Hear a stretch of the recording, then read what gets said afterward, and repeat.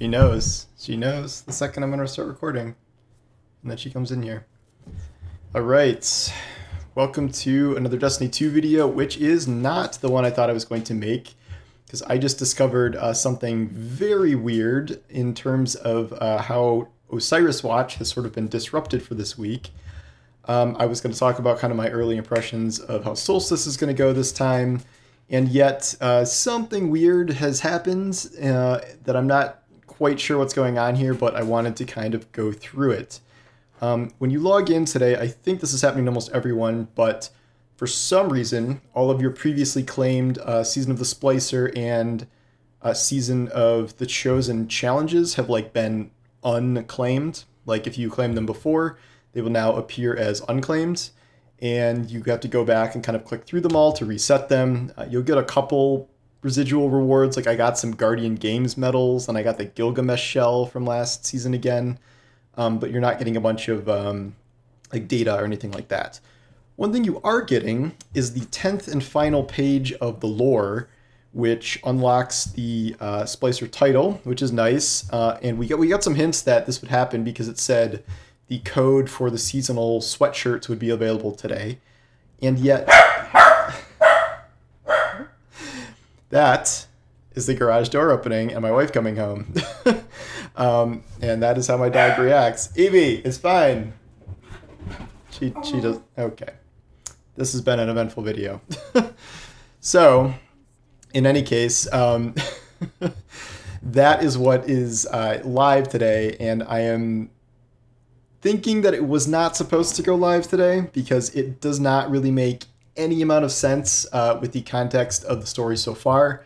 It seems like this was supposed to go live after some big story thing happened that has not happened in the game yet, which is not ideal. So I'm going to go ahead and consider this a spoiler alert because Bungie has, they've released it themselves, and yet this sure doesn't seem like something we should be reading yet. Because without context, it seems like some pretty big things have happened without any actual in-game events going on, and this does have to do with our buddy Osiris. So with that said, I'm going to open the game here and read the passage for us. And where is it? Okay. So the passage is the 10th entry, and it's memorial. It's the 10th entry. It says, the air up on the wall was thin. Lakshmi was right about that. Mithrax stood in silent observation of the memorial above the main concourse. He leaned against an iron railing, watching guardians and citizens alike moving below, Elixni with them. A dreg approached the memorial and led his child to stand among the mourners. Urged forward by a gentle nudge, the child gingerly placed a gilded eggshell at the memorial's base.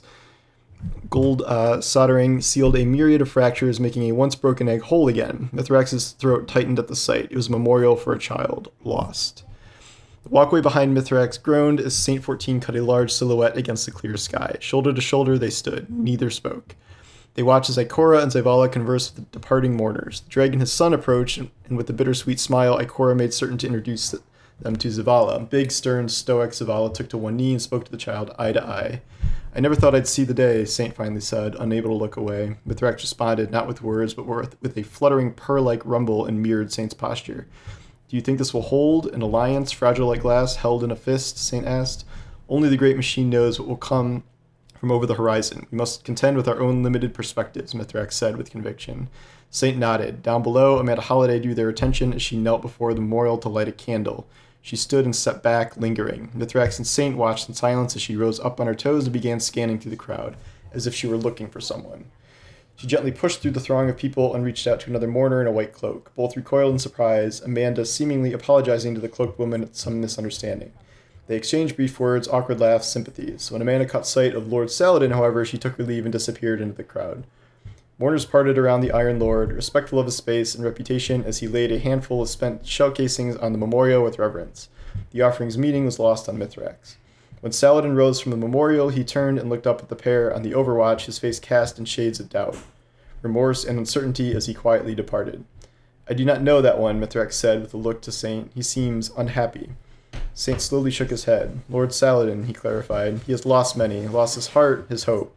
Lost so many he believes he stands alone, even when surrounded by others. I understand his pain. I see, Saint thinks on how Osiris would describe it, his cautionary tale. Mithrax heard the ancient Saint's voice. And how are you? Saint tensed at the question. The railing in his hand creaked as his grip tightened and bent the metal. I'm fine, he lied. Indeed, Mithrax said, his best affection of sarcasm, then placed a hand on Saint's shoulder. It is not above a warrior's station to feel pain. Not above a warrior's station to express spirit wounds. Mithrax's grip firmed on Saint's shoulder, reassuring, stabilizing. Not above a warrior's station to break. Saint nodded in half-hearted agreement. I should go, he said, in a tone Mithrax didn't quite understand. Thank you, Kell of Kells, you are a true friend. Go well, Saint, Mithrax said with concern. Find your lost phoenix. Okay, well, that's something.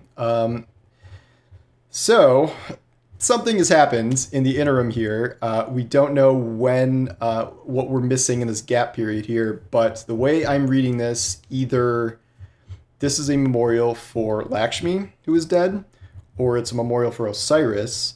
I am leaning toward Lakshmi because she's not in this. I'm thinking of Saladin laying like shell casings on her grave for future war cult or something like that. And then at the very end, he says, or Mithrax is talking to Saint, and he says, "Go find your lost phoenix." I don't think you have a memorial for people who are just lost. So I don't know exactly what to say happened here, other than like maybe Osiris was revealed as Savathun, and maybe he killed Lakshmi or somebody else, and then had to flee.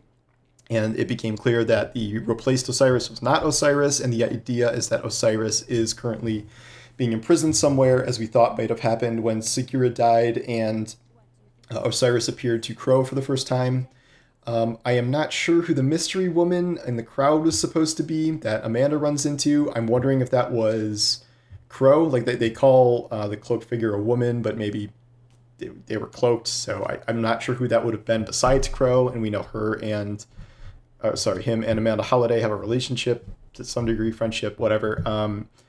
And he may have been slipping in to pay his respects. Whole lot of questions, because I don't think this was supposed to be live yet, and there is supposed to be some sort of story component to fill in the gaps here. Osiris is gone, that much is clear. Lakshmi is not in here at all, so those are the two kind of takeaways. I think that this is supposed to be maybe in the epilogue. And the epilogue was not supposed to be live until, I think, August 10th. So whatever happened here, this went live a month early. You are able to claim your title, but we also have some look at what is supposed to happen in the future. Not from data mining, but from Bungie accidentally spoiling this themselves. I said it was a spoiler when I started this, but like I just read it out loud, so there's no point in me saying I would probably recommend not reading it. But I tried to make that clear before this. This isn't right. This was definitely not supposed to happen, and maybe they can hotfix it before everyone claims it. Because you claim a new lore page, what are you going to do? You're going to read it. And I think this is going to potentially ruin some future events, even though it is sort of nebulous enough where we don't exactly know what happened here. So, weird situation, but that appears to be the end of Osiris Watch, and it does not seem that Osiris will still be hanging around the tower acting shady ahead of next season. It seems like his true nature may have been revealed in whatever is about to happen in the next couple of weeks here, whether that's Lakshmi dying or someone else dying or something, or Savathun shedding the Osiris skin in public and freaking everyone out. Who knows? Anyway, this is a kind of weird storytelling ending to the events that we've seen in the game. Kind of unfortunate this happened, but given that it's something everyone is going to see if they pay any attention to the triumphs they're claiming, I figured it was worth discussing. I don't know, I want to sit down and think about this more and see if there's anything else I can read into it, but I think the broad strokes are pretty clear just from this. So that is what I make of whatever the hell this was. So we'll see what the actual in-game events are to kind of fill out the blanks that are very glaring ahead of this lore entry. So, yep, all right, off to play some Solstice, and I will have another video about that later on. Thanks for watching, and I'll see you next time.